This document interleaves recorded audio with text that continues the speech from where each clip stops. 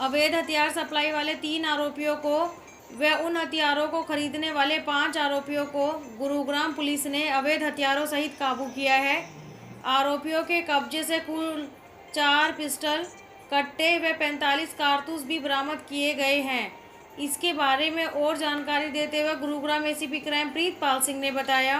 गुरुग्राम से वे जांगड़ा की रिपोर्ट। हमारी क्राइम टीम मानेसर के इंचार्ज सब इंस्पेक्टर ललित के नेतृत्व में टीम ने बड़ा बेहतरीन काम करते हुए उसमें 8 लोगों को अवैध हथियारों के सप्लाई करने में व अवैध हथियार व कारतूस अपने पास रखने के आरोप में गिरफ्तार किया है, जिनसे टोटल हमने 4 पिस्टल और 45 जिंदा कारतूस बरामद किए हैं।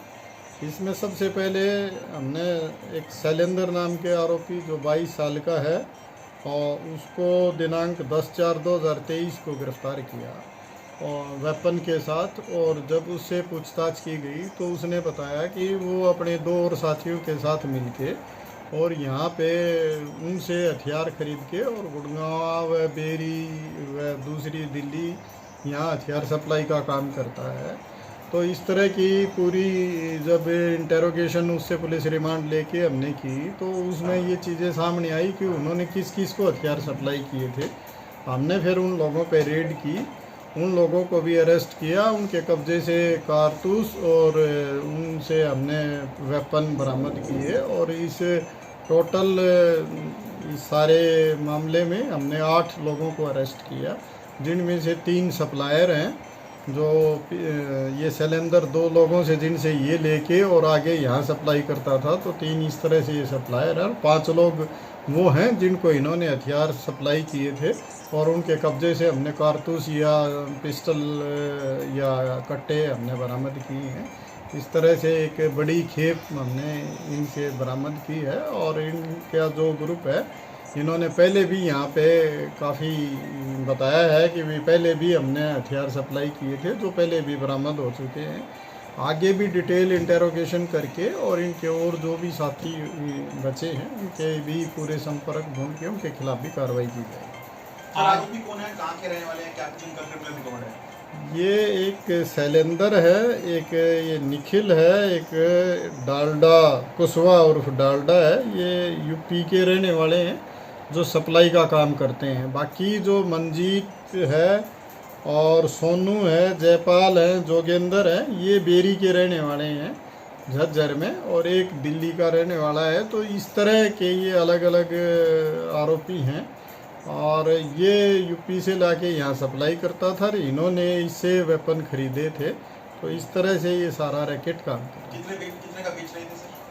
ये जो कट्टा है वो 5 से 7 हज़ार में लाके और 8-10 हज़ार में लाके और 8-10 हज़ार में बेचता था। और इस तरह से जो पिस्टल है उसको लगभग ये 15-18 हज़ार में लेके आता था और यहाँ पे 30 हज़ार के करीब बेचता था। इस तरह का जो पूछताछ में सारी चीज़ें सामने आई हैं।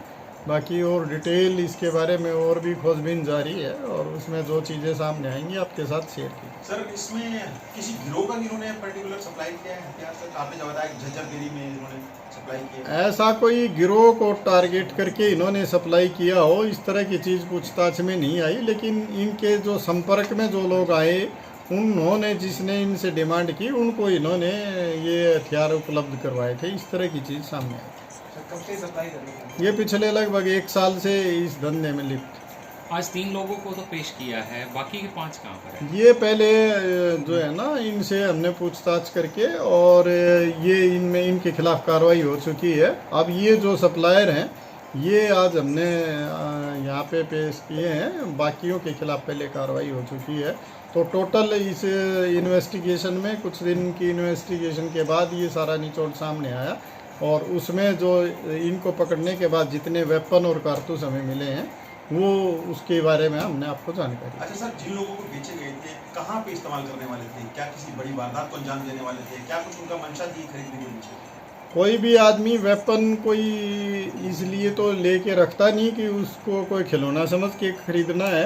वो ज़रूर किसी न किसी क्राइम में इन्वॉल्व होके ही करते। लेकिन अभी तक उन्होंने इसके बारे में कोई तैयारी नहीं की थी कि भी ये हमने किस अपराध में अभी यूज करना है।